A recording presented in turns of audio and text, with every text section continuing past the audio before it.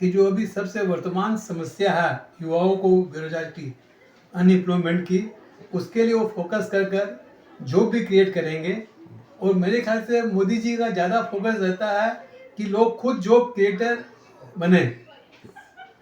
इसलिए उन्होंने कई योजना चालू की है, जहाँ की सीड कैपिटल के द्वारा, बैंक के लोन के द्वारा जो भी युवा अपना उद्यम, व्यापार, छोटे मोटे धंधे करना चाहता है, उसको सरकार टेक्निकल नॉलेज भी दे रही है, फाइनेंशियल सपोर्ट भी कर रही है, और साथ साथ में उसके लिए अलग से सेल भी बना रही है वो सरकार, जो कि उनको गाइड करेगी। तो वास्तव में ये एक सही कदम रहेगा, क्योंकि देखिए कोई भी सरकार हो, वो नौकरी देने की उनकी एक लिमिटेशन है। आज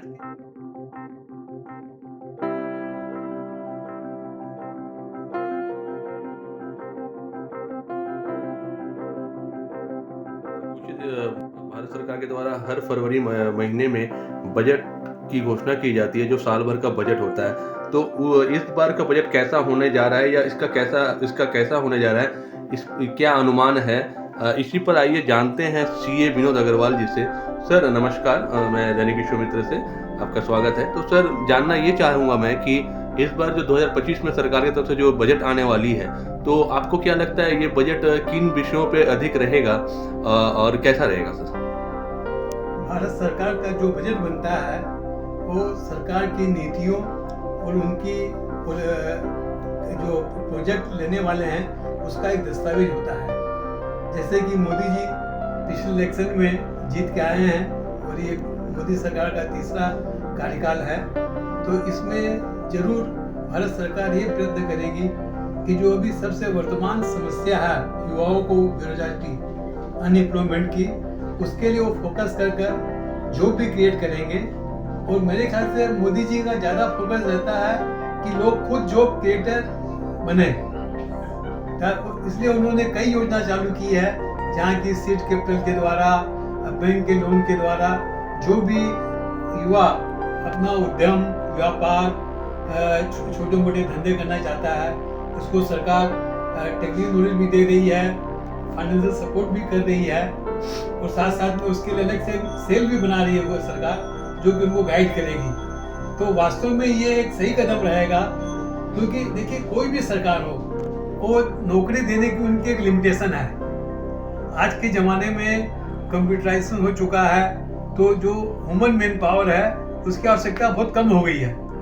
तो अब उसका दूसरा जो सॉल्यूशन है कि लोग कैसे इंगेज रहें, कैसे अपना जीवन यापन करें, उसके लिए उनको अपना खुद का जॉब क्रिएशन करना पड़ेगा।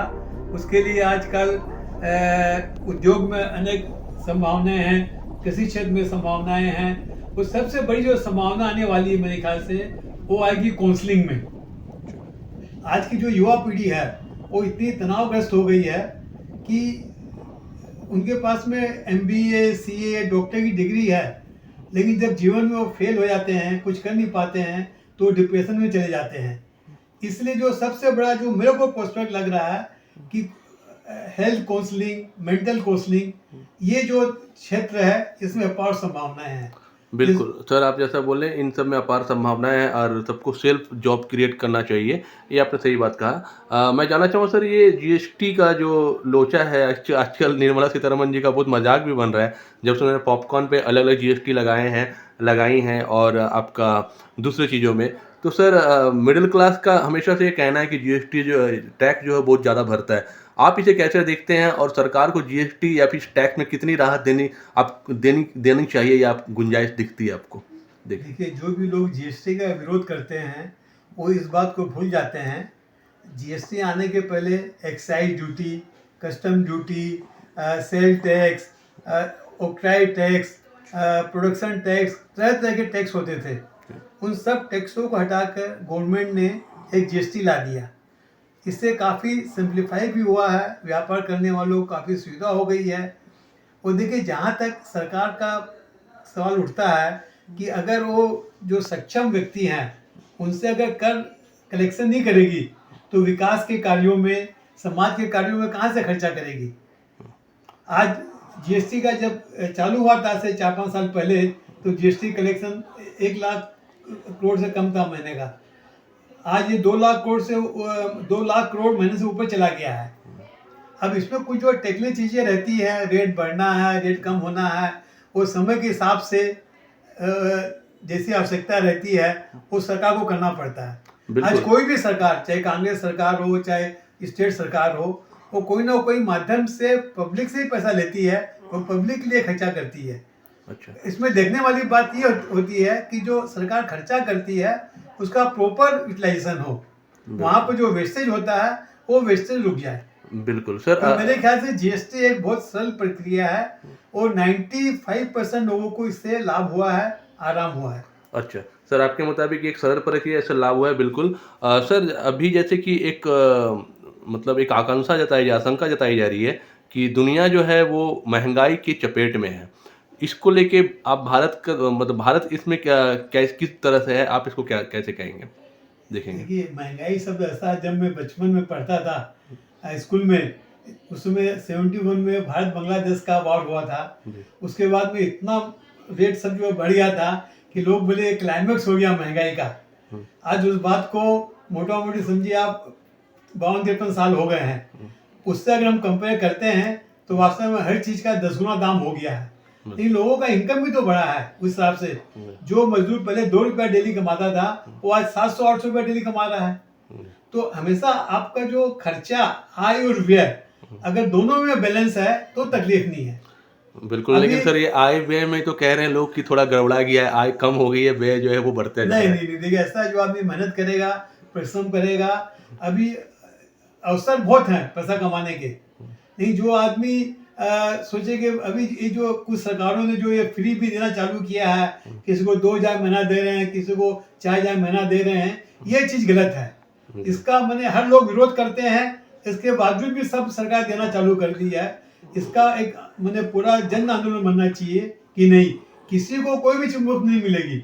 आप उसको 2,000 महीना भी देते हो, उसको कुछ काम कराइए आप, फिर उसको पैसा दीजिए। बिल्कुल सर, आपका मुताबिक मैं अगर इसको ऐसे समझूं कि कमाई के पुराने तरीकों से लोगों को बाहर निकलना होगा, कमाई के नए तरीकों पे जाना होगा या उसे देखने के उसे पहचानने की कोशिश करनी होगी। सर एक चीज़ और आखिर में मैं ये जान के फिर इस वीडियो को खत्म करूंगा, वो ये कि सर अभी जो है शेयर मार्केट में युवाओं की उपस्थिति बहुत बड़ी है। हमारा जो भारत जो है, युवा बहुत शेयर मार्केट में आ रहे हैं। बैंक्स में ज़्यादा सेविंग नहीं हो रहा है, शेयर मार्केट में ज़्यादा इन्वेस्ट हो रहा है और अभी कुछ महीनों से शेयर मार्केट डाउन जा रहा है। अभी बजट आने वाला है, तो सर आपको क्या लगता है सरकार इसको लेके कुछ सोचेगी, कैसे इसको देखेगी?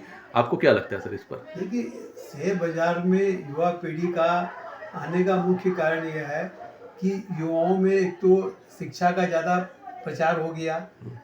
आजकल हर चीज़ डिजिटलाइजेशन हो गया है, व्हाट्सएप में इन्फॉर्मेशन मिलती है, तो अभी वो कंपनियों का परफॉर्मेंस एनालाइज कर पाते हैं।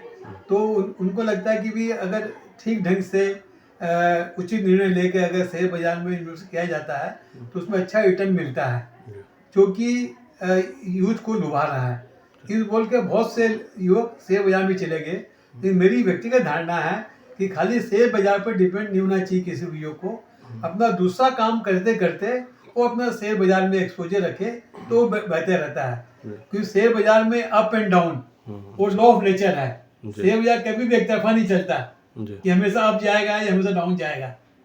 तो उससे आपको हेजिंग करने के लिए आपके पास में दूसरा आय का स्रोत भी होना चाहिए, तब वो आदमी का सस्टेन कर पाता है। सर आखिर में 2-3 मोटी-मोटी बातें जो आपको लग रहा है इस बार के बजट में हमें जानने दिख सकती है, वो क्या-क्या है? 2-3 मोटी। मेरे को लगता है कि सरकार को अभी मेडिकल फैसिलिटी इतनी महंगी हो गई है कि इवन मेडिक्लेम लेने के बाद में भी उसका मेडिकल खर्चा बहुत हो जाता है। तो इस पर सरकार को कुछ मतलब कंसेशन देना चाहिए। ओल्ड जो सीनियर सिटीजन है, जिनका कि इनकम सोर्स खत्म हो जाता है, लेकिन उनका मेडिकल खर्चा बढ़ जाता है, तो प्लस आज की युवा पीढ़ी सब आउट ऑफ नेटिव प्लेस चले गए, कोई विदेश चले गए हैं, सीनियर सिटीजन को देखने वाले आदमी नहीं है, तो उसमें अगर आप मेडिकल फैसिलिटी पर भी कुछ आप इतना भार डाल देंगे तो बेचारे बड़े दुखी रहते हैं। तो सरकार को दोनों पर, मेडिकल फैसिलिटी पर भी और सीनियर सिटीजन का केयर करने के लिए ऐसा कोई सेल बने कि जब उनको आवश्यकता हो तो वो सेल उनको रिस्पॉन्स कर रहे हैं। क्योंकि बच्चे रहते नहीं है, बच्चों कोई अमेरिका में है, कोई जापान में है, कोई कहाँ पर है, तो सरकार के लिए ये जो मैंने कुछ नवयुवक जो बेरोजगार हैं, जिनके पास काम नहीं है, उनको भी इस लाइन में सुनना चाहिए कि वो ऐसा कोई संस्था बनाकर सीनियर सिटीजन का देखभाल करें, उनसे बदले में कुछ वो चार्ज भी करेंगे तो सीनियर सिटीजन देना चाहेगा, तो ये दोनों के लिए विन विन सिचुएशन रहेगा। बिल्कुल सीनियर सिटीजन को केयर फैसिलिटी मिल जाएगी और जो युवा को काम नहीं है उसको रोजगार मिल जाएगा। बिल्कुल सर, मतलब आपका कहना है कि हेल्थ सेक्टर पे सरकार थोड़ा ध्यान दे और कुछ रियायतें प्रदान करे ताकि युवाओं को भी एक तरह का रोजगार मिले, एक सेल बने और जो बूढ़े बुजुर्ग या जो भी मेडिकल फैसिलिटी से वंचित रहते हैं उनको भी इसका सही लाभ मिल सके। सही लाभ मिल धन्यवाद सर हमारे दैनिक विश्व मित्र से बात करने के लिए। धन्यवाद।